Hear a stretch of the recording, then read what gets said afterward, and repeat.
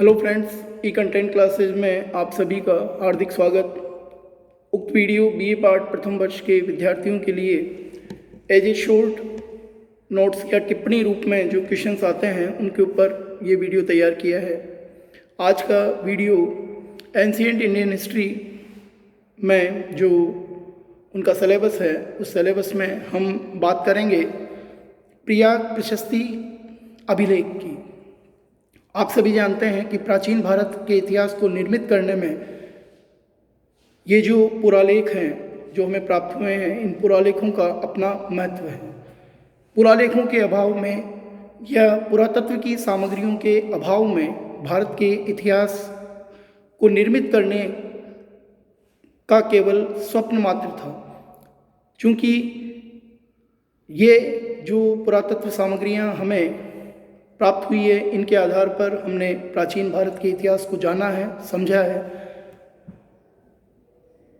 प्राचीन भारत के इतिहास में जितने भी राजवंशों ने शासन किया है, उन शासकों के राजवंशों के इतिहास को जानने का जो ये पुरातात्विक आधार हमारे पास में है, ये हमें कई रूपों में प्राप्त होता है।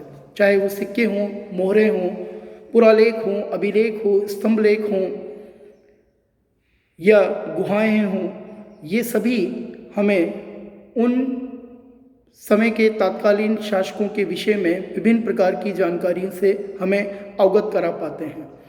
अगर हम बात करें इलाहाबाद प्रशस्ति की, तो प्रयाग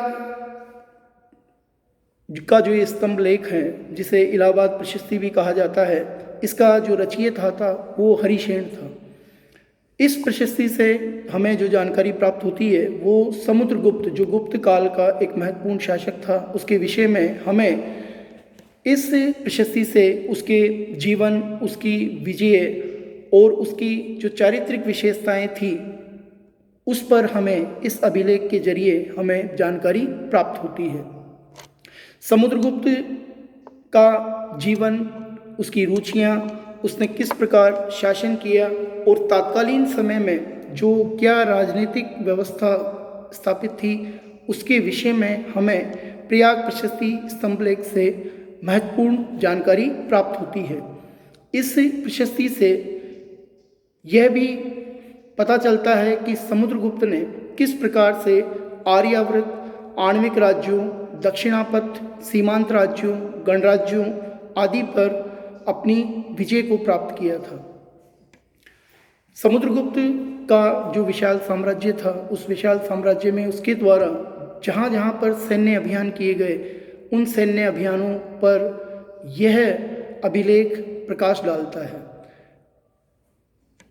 समुद्रगुप्त के द्वारा जो पड़ोसी राज्यों पर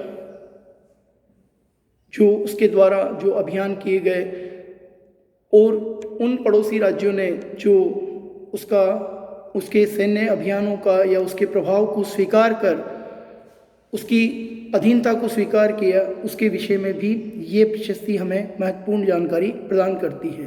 तो इस प्रकार प्राचीन भारत के इतिहास के अंतर्गत हम जो इलाहाबाद प्रशस्ति या जिसे प्रयाग प्रशस्ति भी कहा जाता है, ये अभिलेख अपने आप में एक महत्वपूर्ण अभिलेख है, जिससे हम प्राचीन भारत के इतिहास को जान सकते हैं, समझ सकते हैं। और ख़ासकर जो गुप्त काल के विषय में, जो खासकर समुद्रगुप्त के विषय में हमें जानकारी प्रदान करती है। यह अपने आप में एक ऐसा महत्वपूर्ण पुरातात्विक अभिलेख है जिससे हम प्राचीन भारत के इतिहास को जान सकते हैं, समझ सकते हैं। धन्यवाद।